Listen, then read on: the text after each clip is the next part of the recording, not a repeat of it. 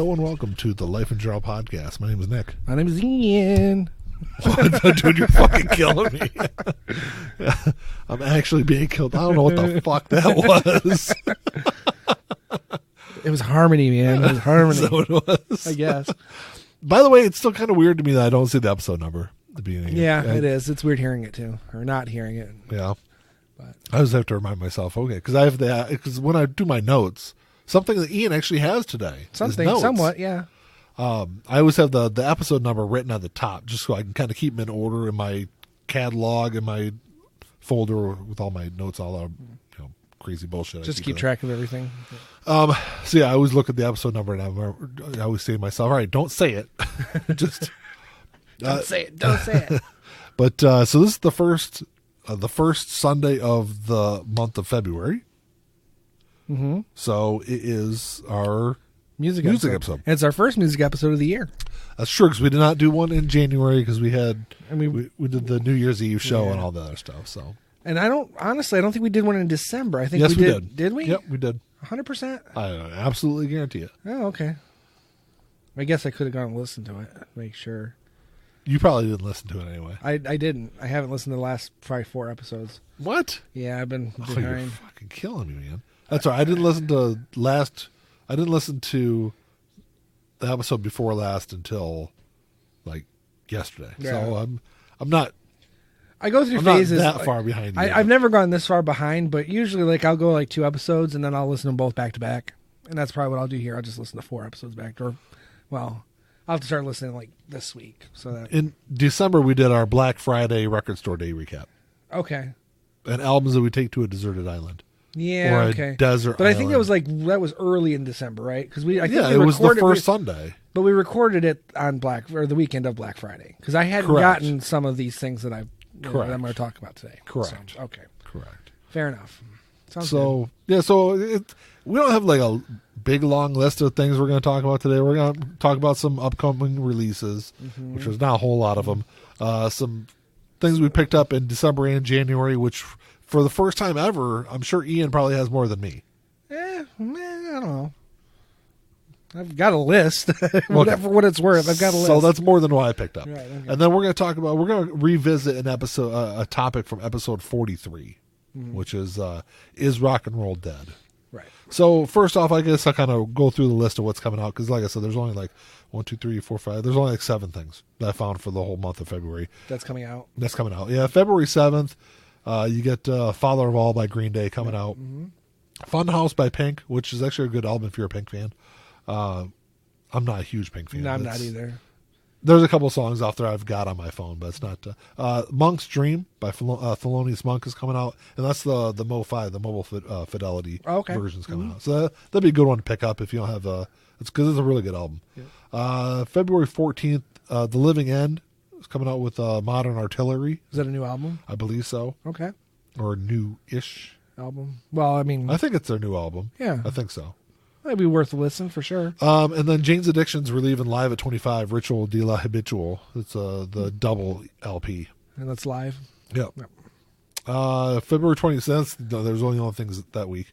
February 21st, you know the only thing coming out. The only thing I'm buying is Ozzy's new album. That's Ordinary Man by Ozzy's really the only thing coming out that week. I mean, there's some other stuff. There's a lot. When you go through the list, I mean, there's a lot of bullshit. I mean, I'm a big music fan. I know a lot of different things, a lot of different genres.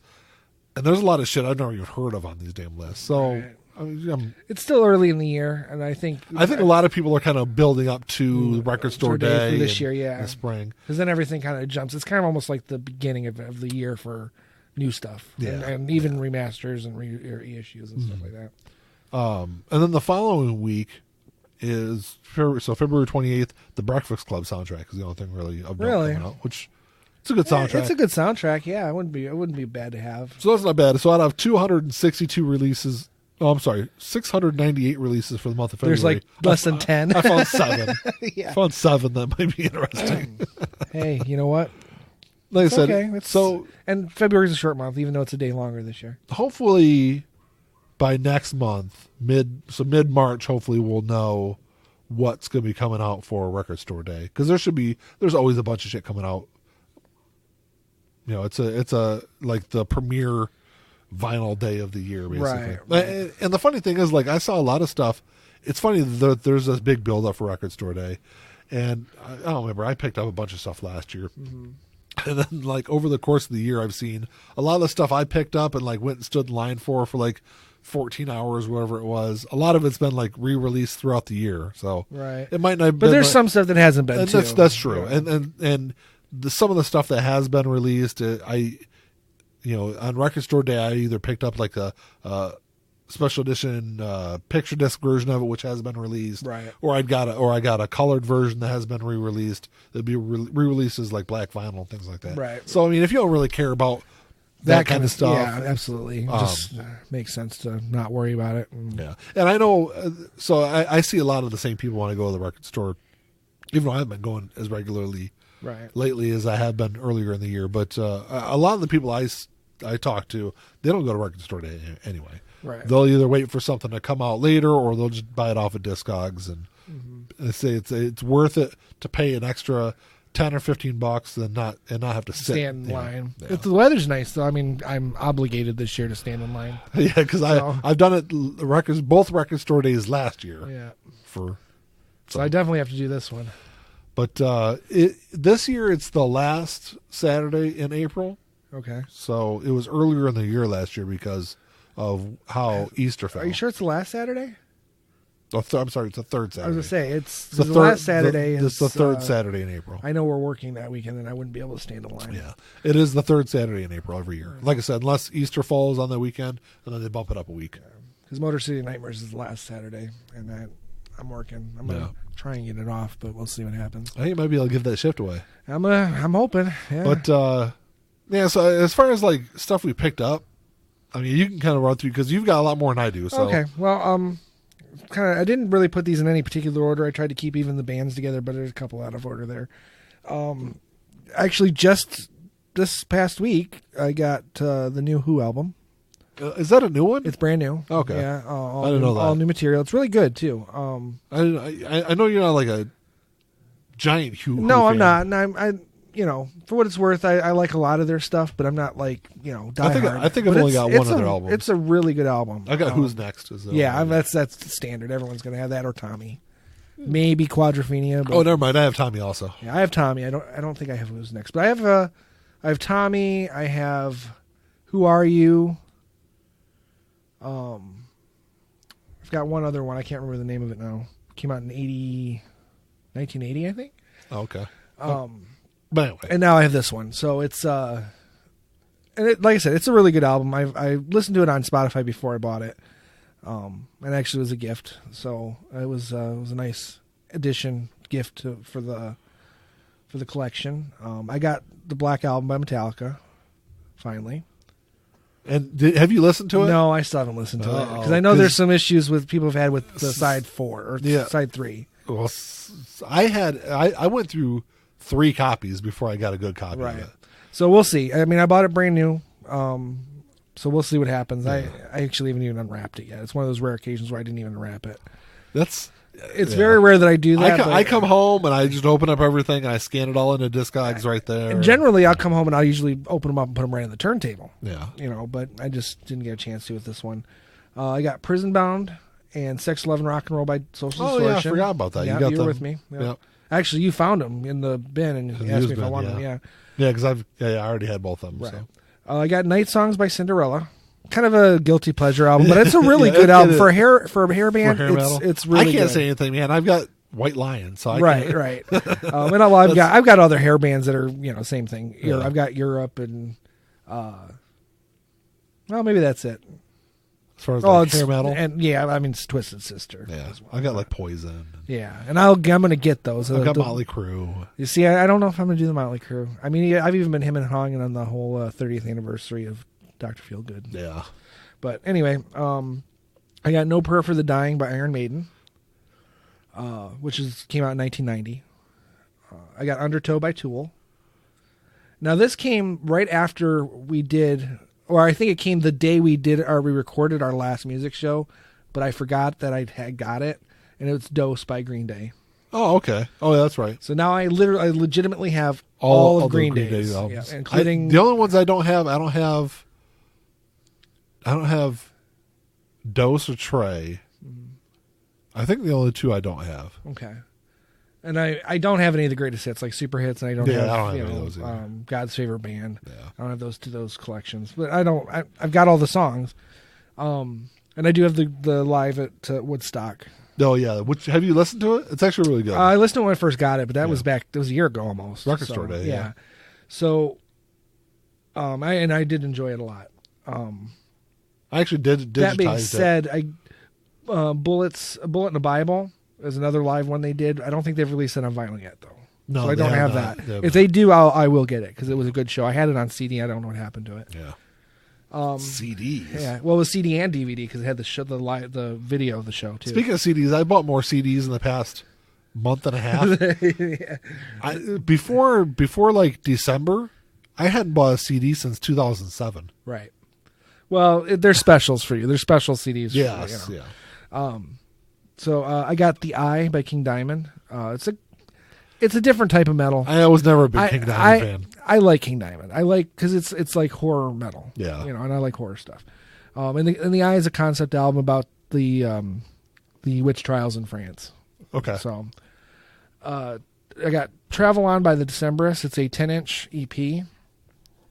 I've talked about it on the show, but I finally got it. Oh, okay. So I thought we talked about it before. Yeah, we've talked about it, but I didn't have it. I just got it. I actually just got it this past week. Thanks to you, I got Speak of the Devil by Ozzy Osbourne live. Yep. That's fairly recent. And then I had ordered it. It hadn't shown up when we'd recorded our last show. The Ozzy box set. The Ozzy box set. Which have you gone through a lot of it yet? Most of it. There's a few I still have to go through. And I haven't listened to any of the live albums yet. Yeah. The only live one I've listened to is Speak of the Devil. It looks like a really sweet set. It is. It's really awesome. And by the way, they're reissuing that box set. They are. Yeah, the box set, or are they going to reissue them all individually? No, the box set. You can because they now have the box set for pre-order on their website. Again. Okay, but it won't be the numbered hand signed, I'm assuming. Yes. Oh, really? Yes. Okay. Then I don't know why they did that in the first place, because if you're just going to add to it, it kind of devalues it. But whatever. I don't think they really care about they probably devaluing it. No. I got 10 by Pearl Jam. I just got the standard traditional. It's remastered, but it's just the single disc. Yeah, I've got the limited edition. They came out in like 2008 or so. Right, which is like the album, the standard album, and then a remixed version of the album. So which I don't. I always listen to the standard version. Right, anyway, and I didn't want to. I wanted the album, but I didn't really need to spend the money for that. So. Yeah. I also got Kill 'Em All by Metallica. Finally, so now I have the good era of Metallica. Yeah. The first album. I was never a fan of Kill 'Em All. No, but it's Ride the Lightning. I like Ride the Lightning. I go back and forth on that. Master of Puppets is a great album. Oh, of course. Injustice for All, Black Album. Those are all. I've got all those, but just Kill 'Em All. I think it's kind of a snapshot. It's like this was by Jethro Tull. It's not what they were. That's after an interesting comparison. Well, I know, but it is. It's true. It's a snapshot of what the band was in 1981. Yeah. And what that scene was at that time. Exactly. So I get it. I don't know. I'll probably never buy it. But yeah. Now these two, the last two, I put on the list because I couldn't remember. I may have mentioned them, but I can't remember when I got them. And it was Pablo Honey by Radiohead and Dehumanizer by Black Sabbath. I don't remember. You did talk about them. Both of those? December, okay. Yeah. So I got those. But that's it. I mean, for me, that's a lot, I guess. It is a lot. It's more than you've ever talked about on the show before. Yeah. So, but yeah, all good stuff. I'm pretty excited. A couple of them I have not listened to yet. Yeah. Actually, a lot of them I have not listened to yet. That's kind of the problem I'd get into is I'd go to the record store and I'd buy like 10 albums. 10 albums, and then you're like... Listen to 3.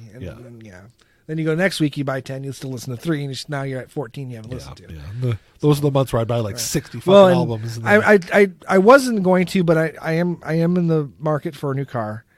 So I'm going to have a car payment, and my insurance is going to be a little higher. Yeah. So I'm kind of buying stuff a little bit now because I'm not going to be buying because I'm already conservative as it is when it comes to this shit. Fucking conservatives. Well, at least as far as my money goes, yeah. So I'm not going to be. I'll probably be buying like one album a month. At best from that point on once I get a car. So that's what I've been trying to do. But I didn't buy a whole lot. I got 21 albums, but I'm not going to go through all of them. But I'll go through. Well, you have more than more than me. No, I don't have 20. The Ozzy set was 16 by itself. Ian. Well, that's true, but I counted it as one thing. But you're right. It's actually 16 albums. Yeah, 16 albums. So I don't know. I got Saturday Morning Cartoons, which is it's like older punk bands and alternative bands doing Saturday Morning Cartoon theme songs. Yeah, which is pretty cool. I haven't listened to it yet, but I picked that up. I got the 25th anniversary of Throwing Copper. Okay, yep. I got the Breadcrumbs EP by Alice Cooper, which is really good. It is. Yeah. I did pick up an original pressing of Vivid by Living Color. Oh yeah. Which was a pretty cool find. I just kind of been like stumble across it. It's been remastered and re-released as a 180 gram. And I've seen it in the store, and I've been, it's like one of those things where I pick it up, I'm like, I'm gonna get it, and then I end up putting it back. Yeah. But it's definitely one I want to get.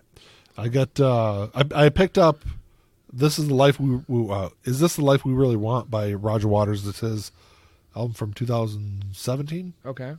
And it's actually a really good album. Is it? It's by far his best solo work. Okay. And it's actually kind of funny. So when I bought the album, I got it home and I was like, all right, sweet, I want to listen to it. I opened it up and it's a double LP. And I opened it up and I was like, okay, side A, side B. And I opened up the other side and it was side A, side B. I was like, shit. And I actually counted. So on side B, there's 2 tracks. So that's how I could tell that they were both the same disc. It wasn't just mislabeled. It wasn't just mislabeled. Because I've got Damn by Kendrick Lamar. I've got that where it's mislabeled. It's the right disc, but it's just mislabeled as A and B. Right. And so I was like, shit. So I was like, all right, well, I was gonna wait and go up to the record store like a couple days later, but they were having a 20% off sale. So I was like, all right, well, I'll go up there between. I worked the whole weekend, so I went up there like between work, and picked up another copy of it. They only had one in the rack, and I was kind of pinched on time, so I didn't have a whole lot of time to spend there. So I go through and I grab that, go up to the register, and exchange it, and I was like, okay. So I was talking to the guy about how it was, the Ron disc in there, or whatever. They're really cool to deal with. I've had to return one before. Dearborn Music is like the best record store to deal with, and they really take care of their customers. So I go out to the car, and I was had my car in reverse, and I was like, maybe I should actually look and make sure. Just make sure, yeah. So I opened it up, the same fucking thing. Right. I was like, son of a bitch. So I walked back inside with this record, and at first they didn't. He was like, well, just go grab another one off the shelf. So I walked over there. There was, of course, there was another one there. So I looked up in their system, and they're like, oh, well, it looks like we have another copy. But so they had to go in the back room and like look for it. Right. So of course they bring it out there, and thank God it was the right one. Yeah. Did you open it up in store? Yeah, he opened it up. Actually, it was really weird. He like rubbed it across his blue jeans, and split the side open, and he just opened up He said that was how his mom taught him how to open up records when he was a kid. Hey, it works. Yeah, that's pretty cool. Because I can never do the nail thing because I'll never have nails. Yeah, I don't. I usually I'll take a knife and just gently, just get enough where I can peel it. Yeah. Well, I normally run my knife up the slit of it, or if it's a gatefold, I'll just run it through there. Right. But, so yeah, I checked it. I know, I always am. But I checked it in the store. It's if you gotta check it out. If you're any kind of Pink Floyd fan, it's definitely more reminiscent of some of their like later 70s. It's definitely more like Animals and Wall. Okay. Definitely more than anything else he's done in his solo career. Right. I did pick up a lot of Pink Floyd stuff. Right. I think I have. You got a lot for Christmas. Yeah, you got some Pink Floyd for Christmas, didn't you? Oh yeah, I did get their new box set, but that's a CD. I wasn't really going to talk about that, but right. No, what did Mandy get you for Christmas? That's a CD box set. Oh, it was CDs. Okay. Yeah, that's the later years box set, which is a really sweet set, and it's got a bunch of stuff in there. I did pick up on vinyl. They did the later years like collection. Yeah, it's like a best of from that box set, which is really sweet. I've listened to it probably at least a half dozen times all the way through since I got it. And that's what I did pick up. That I picked up London 1966, 1967. It's a UK pressing from 2016. Mm-hmm. It's the very first recordings that the band ever did. Okay. It's like 2 or 3 songs. There's not a whole lot on there.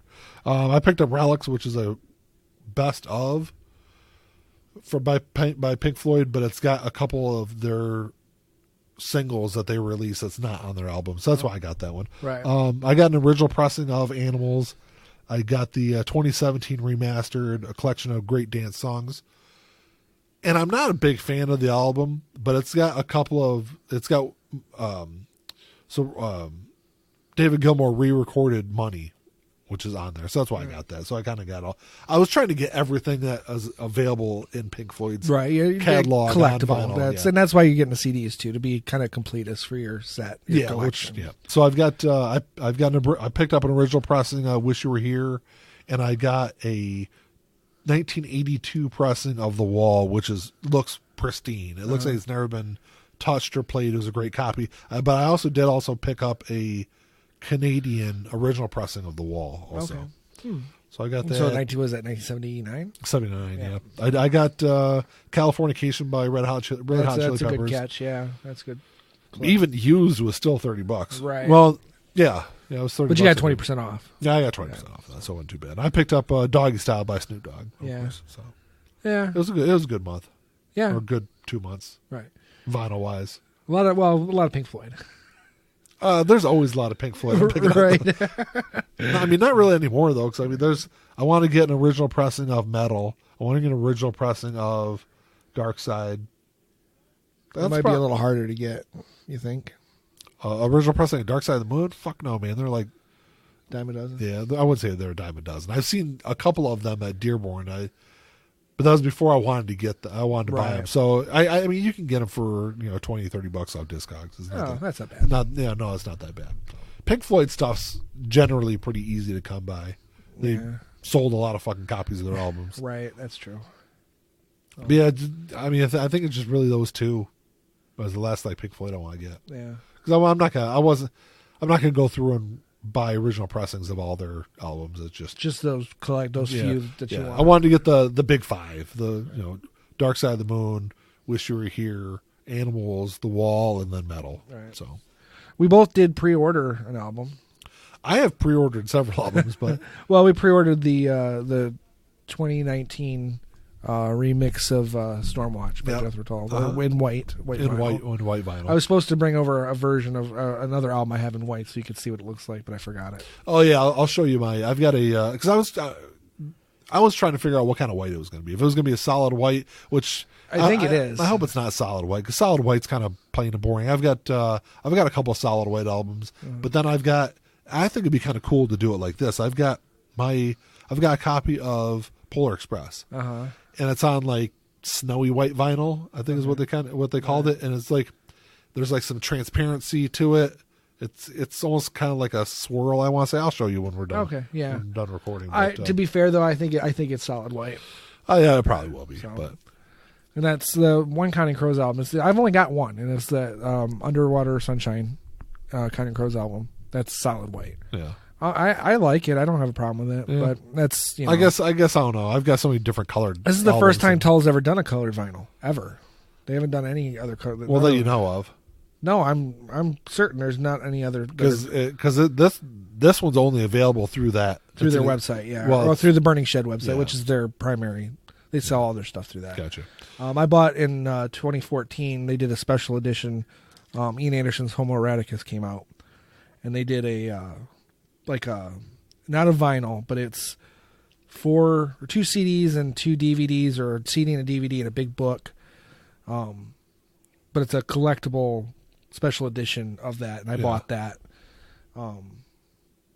back then off of Burning Shed. You could only get that off Burning Shed. Gotcha. But then of course I saw it in Dearborn Music a month and a half later. Of course. So, but I got it cheaper, thankfully, through Burning Shed. I pre-ordered Eminem's new album. Did you? Yeah. So that's gonna be. I originally I didn't want to, because I don't like buying albums that I'm not going to get for 4 or 5 months. I did that. I did that when I pre-ordered Logic's album. I think it was last year. Yeah. And that's what it was. It was it took fucking forever. By the time you get it, you're like, well, fuck, I'm kind of over it. But I've listened to it on Spotify or Apple Music so many damn times. Yeah. It kind of loses some of its edge. It does, but at least you have it. Have you seen his new video yet? No, I've been hearing people talk about it. The anti-gun song. Yeah. Yeah. No, I haven't heard. Listened. Well, he remakes the Las Vegas shooting. Oh, really? He reenacts it. Yeah, it's interesting. Interesting. I posted on Facebook. Yeah, and you had said something to me about him. It's weird that he's the voice of reason and gun control.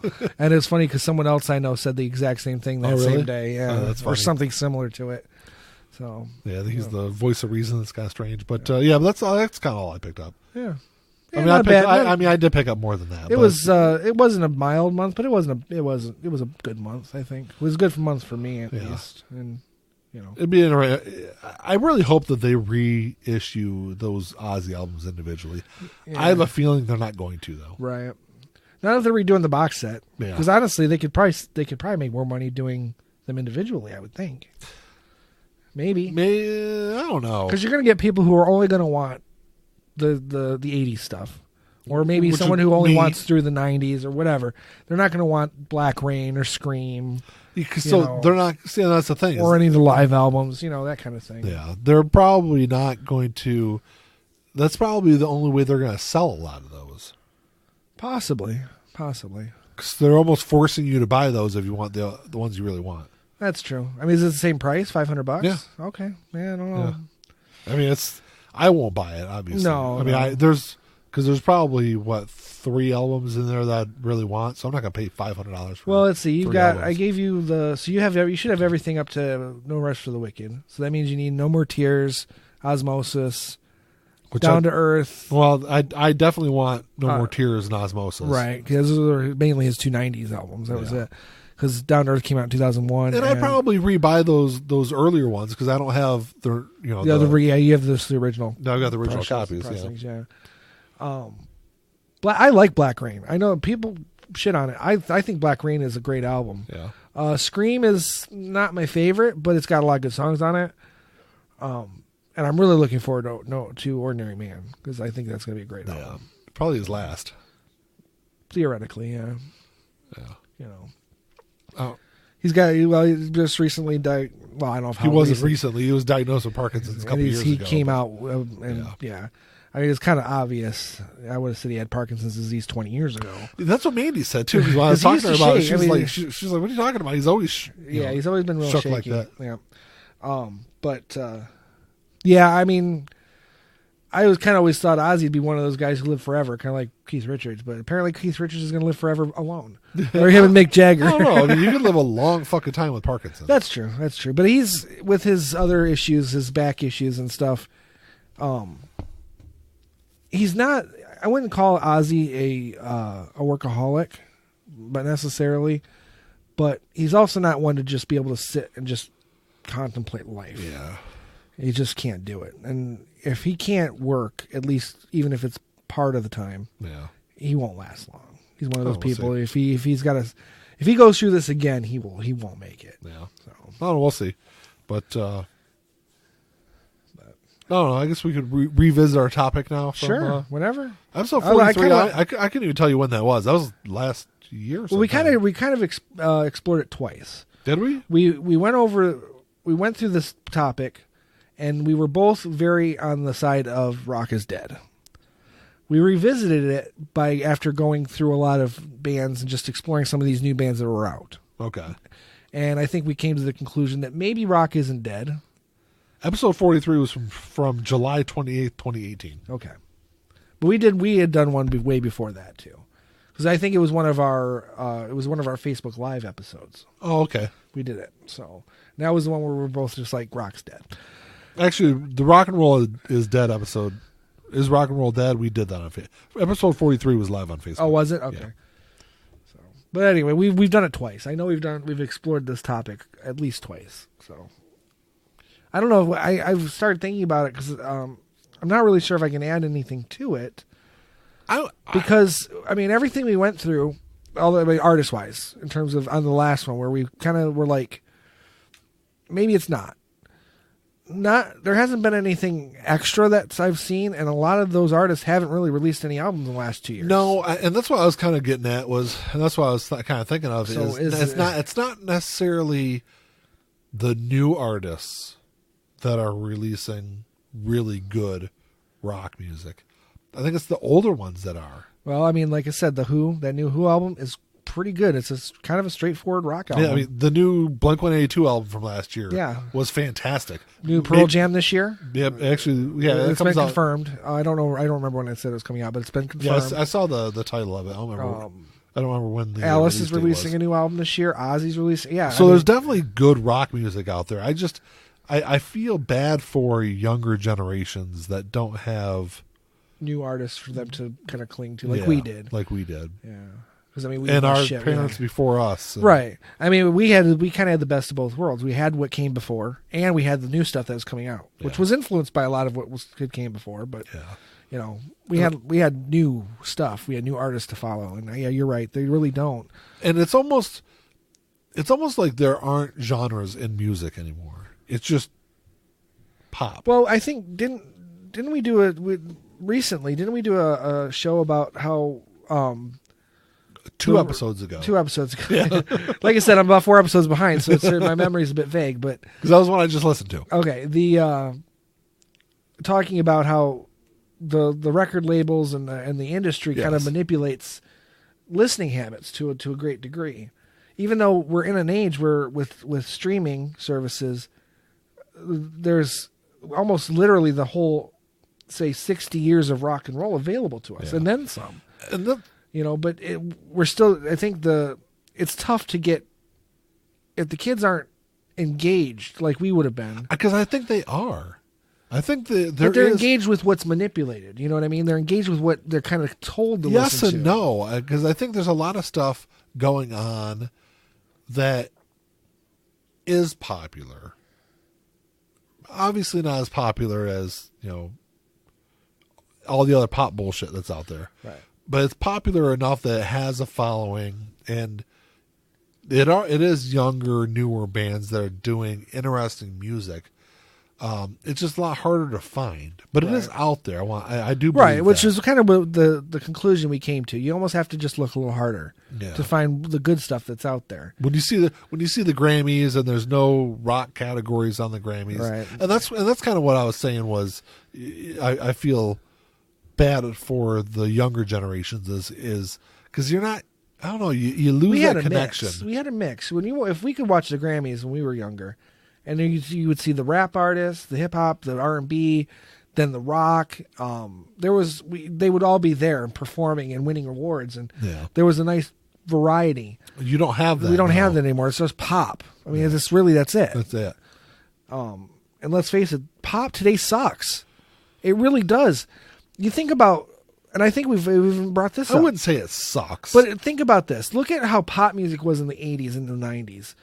Even if you didn't like pop music, a lot of those songs were catchy and good. And I would say you could kind of casually listen to it. Pop music in the 80s, I think, is a lot like pop music today. No. With like your Belinda Carlisles and that's late 80s. And I'm talking about like bands that wouldn't necessarily Debbie Gibson. I mean, that was all kind of the same kind of bullshit. I mean, Belinda Carlisle maybe not, but Debbie Gibson appealed to a very small subsect of she listeners. Was hugely popular. That's pop music. For like girls 7 to 10. Okay, it's not a very large demographic. Okay, she's still very filthy rich today off of it. And so that's fine because girls 7 to 10 bought her fucking records and but that's what I'm saying. Liked her for 3 years. I feel like pop music has always kind of been the same, though. No, I think the names and the faces change, but the music. No, I think the quality of it, though. If you think about, I'm talking about. Okay, think about this. You mentioned Belinda Carlisle and all that, but the Go-Go's, that's pop. Yeah, but there's good songs there. Yeah. The Bangles, same thing. Taylor Swift is pop, and she's got good songs. Well, and I would disagree with that because I don't like her music, but I can't argue that. I don't like the Go-Go's, so. I mean. Well, okay. Well, I mean, that's fair.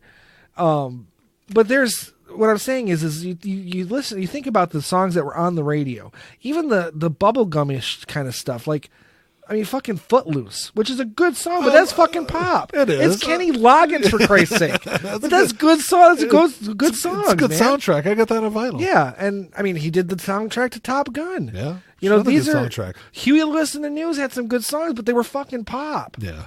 It's that even Mellencamp to that in the early 80s he was pop. He moved past that, but Eddie Money. These are all artists that were technically pop fucking artists in the 80s. And I would say even today there is still good pop music. I don't hear it because whenever the radio's on, I almost want to vomit when I hear the songs that are on there. It's like, what the fuck is this?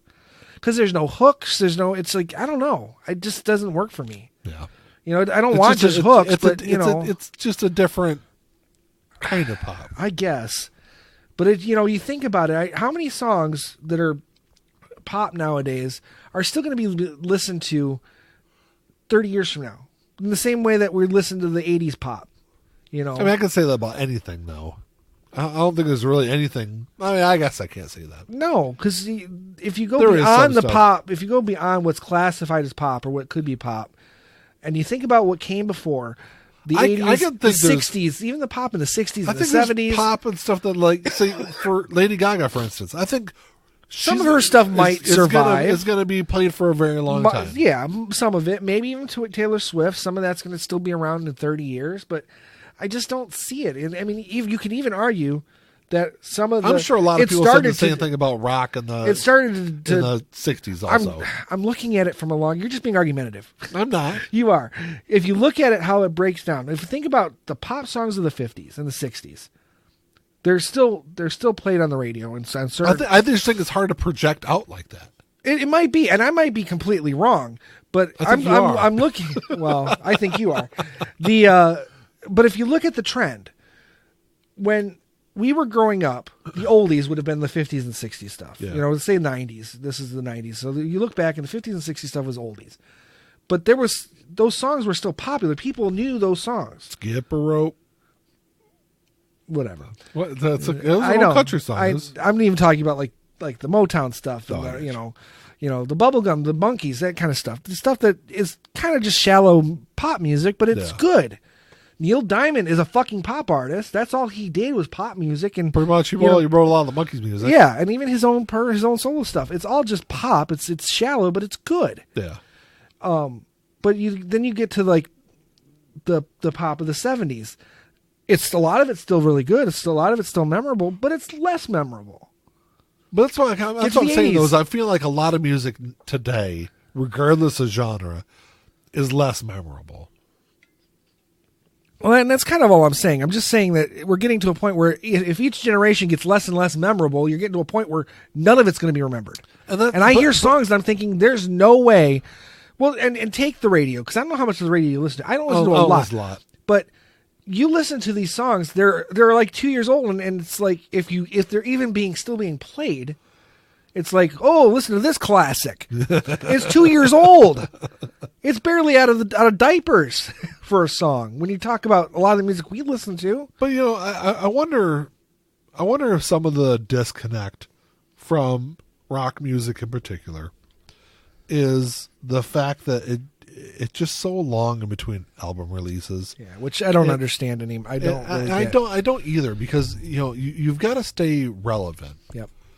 And you're not staying relevant by releasing an album, regardless of how good the album is. Every 4 years, releasing years. An album and then touring for 2 years and singing the same songs.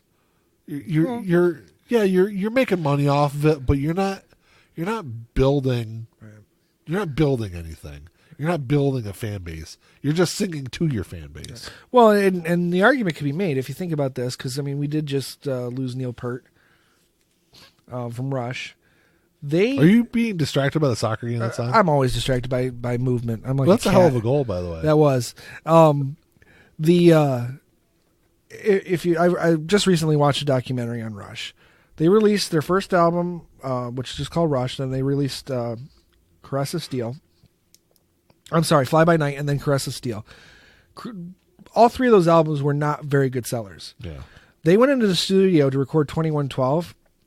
Basically thinking this was going to be their last album, because the record company was like, "This is it. You need to give us something that's going to sell." Yeah, and they went in and did an album that was the antithesis of what the record company wanted. Yes.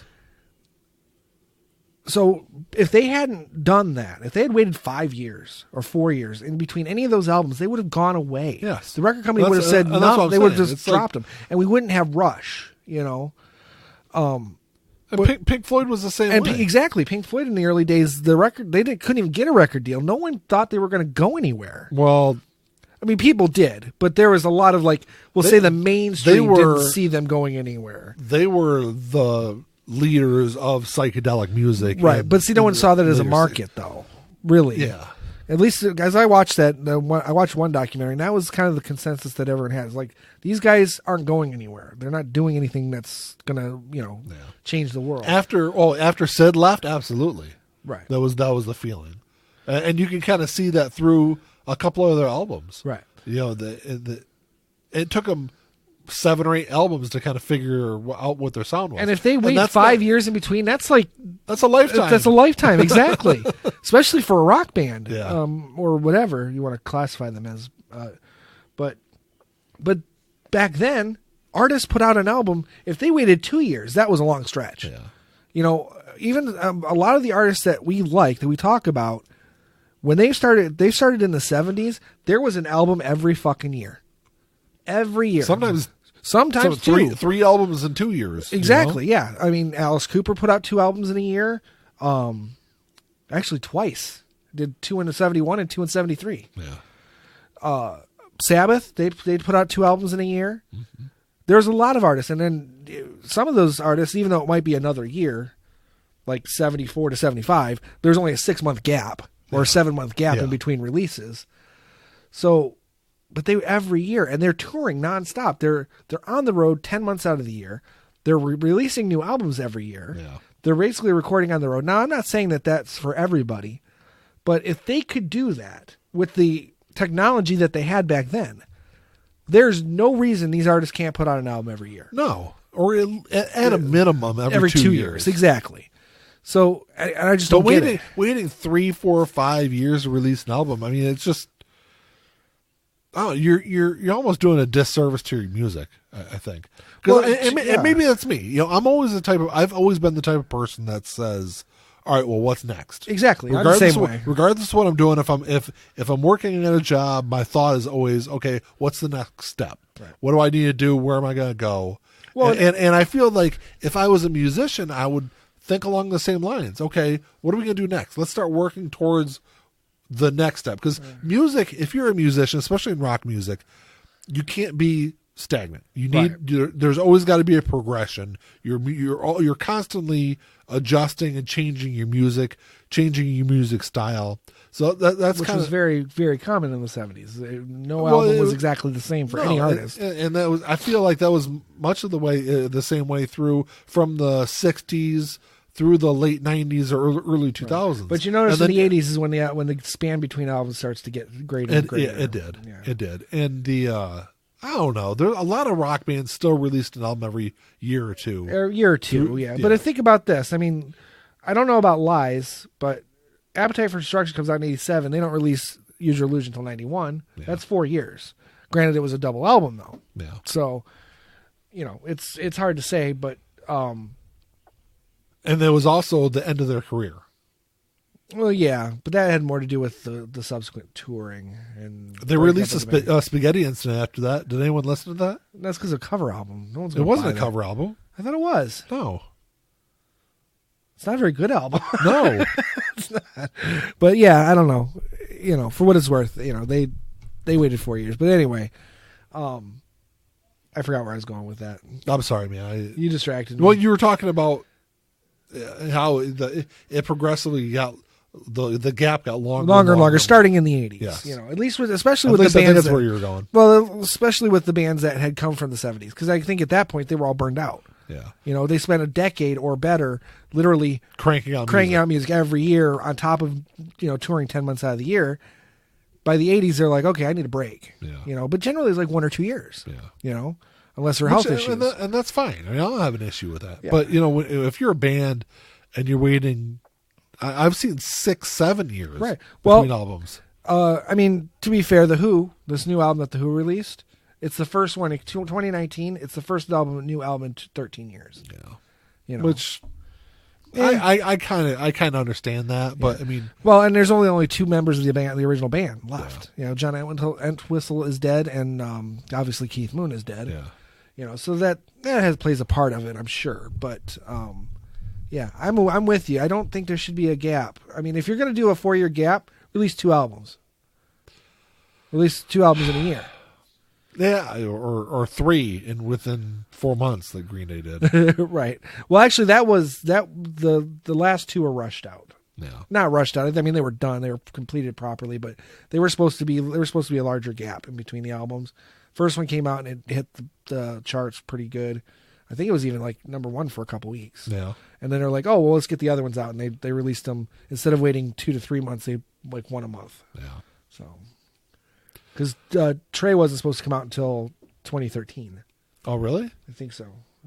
Was that 2012? Yeah, 2012 was when they came out.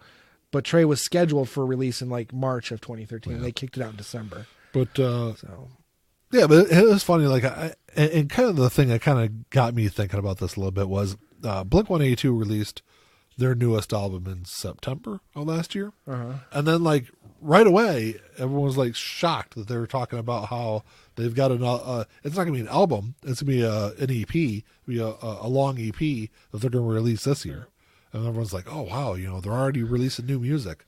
That's how it should be. And actually, I know where I was going with that. And when I got distracted. Because you had mentioned about how you just, as an artist, they should be thinking about the next step moving forward. As a listener, I'm the same way. Yeah. I get a new album, and yeah, granted, I'm going to want to sit with it for a little while. But after about a month or so, I'm in that album. Yeah. I'm going to have this album for the rest of my life to really play with. But by then, I'm invested in this album. I've got what I've explored it. What's next? I want the next album. I'm ready for it. Usually, if an artist releases an album in April, by May, I want a new fucking album. And I know they can't do that. That's asking too much, but that's how I am, And it's not asking too much, because some things, like, and that's the thing with today, the music industry today, you can do that through, and there's artists that do that. Right. Through, not Spotify, but through like Apple Music or they do it by releasing 1 or 2 songs at a time, and that's exactly it. Yeah, and there's nothing wrong with it. They'll release a 3-song EP, right? And then 2 or 3 months later, they'll release another single. Which is kind of harkening back to the old days when they would, bands would release 45. Yeah, a new song on one side, an old song on the other, or 2 new songs, whatever. Yeah, but they'd put out 45s like crazy. We got a new single out. Yeah. So there's bands that still do that. I don't know. I'm more of an album fan. Me too. I think having a collection. Yeah, and maybe songs. And I hate going back to them because I know it probably drives you fucking crazy. But I'll use Pink Floyd as an example. I'll just start using Jethro Tull more often.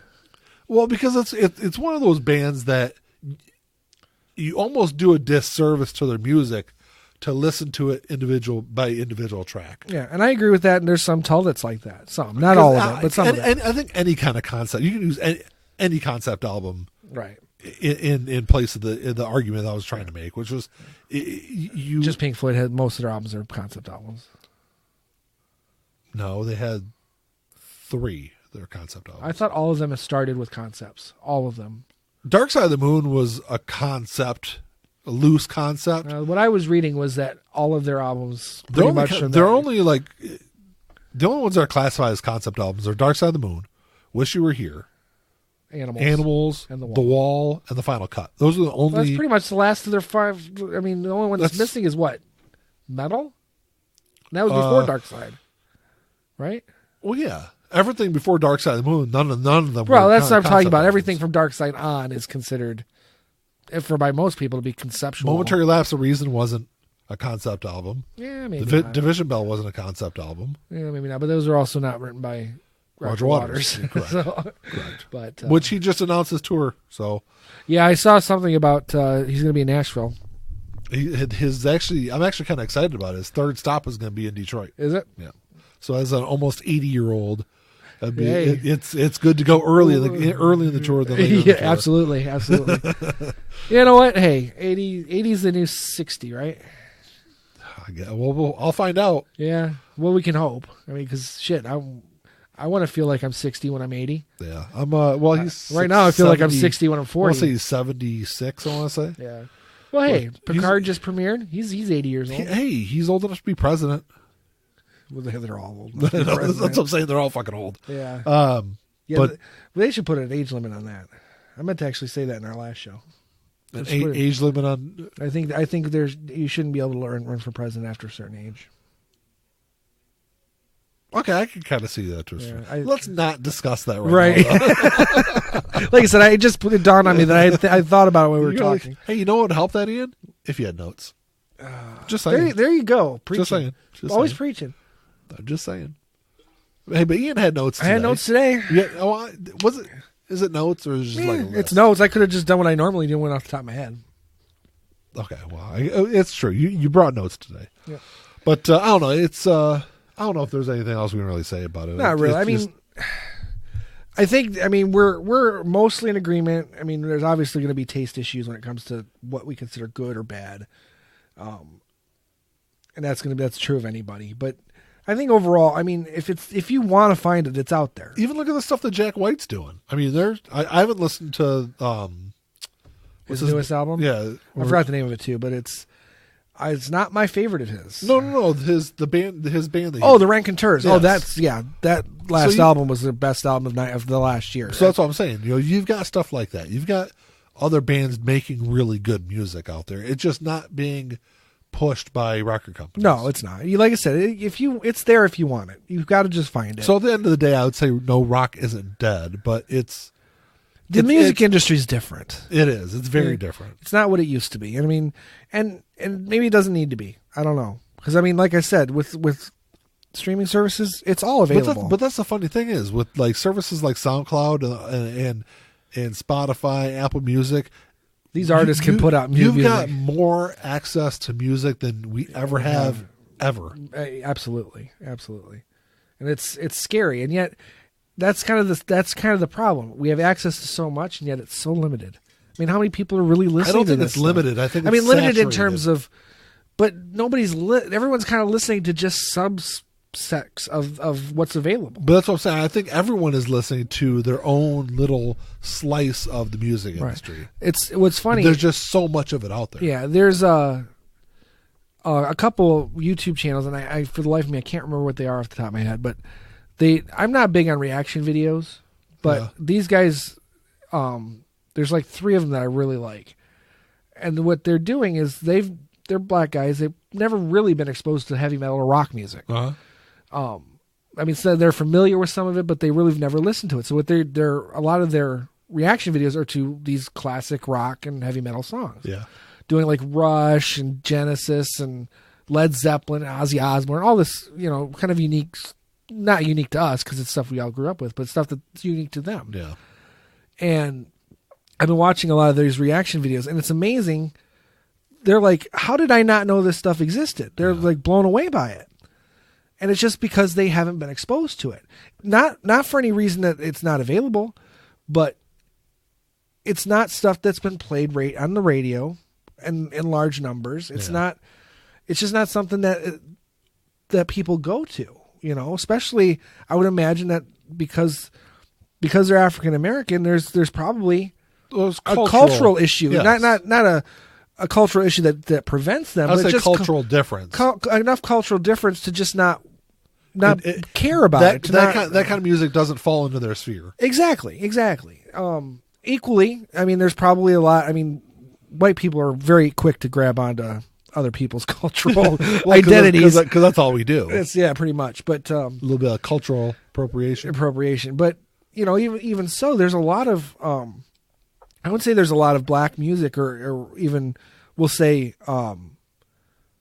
African music that's more not so much cultural, but more it is cultural, but it's out of our country, not from within. International, yeah. That they're not exposed to either. That they're kind of like in us as well. A lot of we'll say European music. Eastern, Western European music that's cultural to say potentially our ancestral background. Yeah, we don't know it. We don't hear it. Did you say ancestral? What ancestral background? Yes. What other word would I have used? No, I said ancestral. Oh no, I said ancestral. An. I said an. It's like ancestral. Wait, did we change topics? If we change that topic, I'm leaving. I'm out of here. Real quick. Yeah. Speaking of incest. It's not really? It's not really incest. What the fuck kind of a segue is that? Yeah, okay, well, it's not really incest, but it made me think about. So my daughter has a very dark sense of humor. Okay. She gets from her father. Yeah. And so we were in the car last week, and she goes, "Hey, Dad, do you like dark jokes?" It's like, yeah, not really knowing where that's going. My daughter goes, she goes, "Oh, well, I got one for you." I was okay. She goes, well, you know what the good thing is about pedophiles, don't you? Like, no. She goes, well, at least they drive slow through school zones. Oh, I feel dirty laughing at that, but it's funny. It's like, funny. oh, that's my daughter. My 13-year-old daughter. That is your humor across the board, right absolutely, there. Absolutely. I love a good dark joke. Yes, you do. You said something that make me cringe. Anyway. When you said something about incest, that's, not, I thought you said something about incest to make me. Just make dark jokes. Yeah, yes. okay. No, I said ancestral, and So anyway, but I really enjoy watching these videos because it's, especially like because they've done some tall ones, and it's what they're hearing and what they're like latching onto and enjoying is the same stuff that I enjoy about it, and I get from it. And it's nice, kind of. It's interesting seeing other people respond to that. You know, it's like, wow, yeah, they get it. And they've done a lot of Pink Floyd too. I haven't watched any of those yet, but I'm going to because like I said, I really enjoy watching these guys. They're fun to watch. Speaking of that, you need to listen to some Pink Floyd for our Pink Floyd episode. I will. That's a month away. Yeah. But man, that's all I had though. It's I thought it'd be an interesting topic to kind of revisit. Yeah, and we'll probably revisit because there was some really good rock music came out last year. Yeah, there was. I forgot about the Raconteurs. Some stuff that I was really impressed by. Yeah, it's probably some of the best rock music I have heard from the past. Time. Yeah, last couple of years for sure.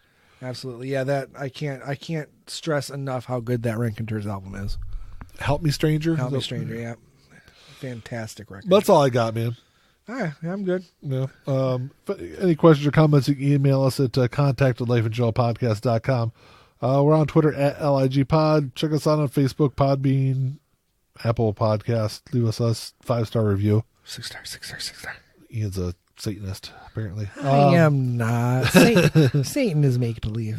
Check out our YouTube channel. Check us out on iHeartRadio, Spotify. Follow us on Spotify and all that other jazz. And that's about it, man. Yeah. I'm good. Talk to y'all later. You're supposed to go first, though. That's my line. It is. So, no, you say peace. I say until next time. Until next time, and then I say talk to y'all later. And then I say peace. There you go. Jeez. We'll get it right eventually. It's only like our 110th episode. Peace. Bye.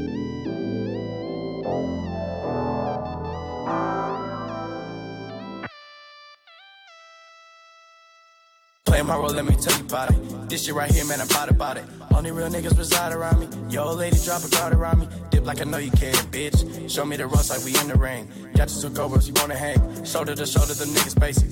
You know I won't lie. You know that I ain't for that fuck shit. You niggas alright, but I'm way better and she love it. Know that y'all sick as fuck. Here go this tissue, bro. We taking the dub, hoping you get you some.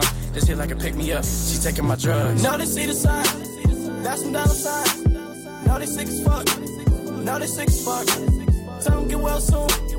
Tell them get well soon. Know you sick as fuck. Get well soon. Oh shit. Watch out, you the god, Billy. Oh shit. Right now, and I'm smiling in your face, bitch. With a ghost smile, you should probably make placement to your eye. Niggas sick as fuck. Standing with niggas who down for that party. Who down for some bitches who showing their bodies. Swear to God, nigga, this Molly got me up and rolling. These bodies of water. Bring that shit in bottles. We mosh at the party, that hit when we style it.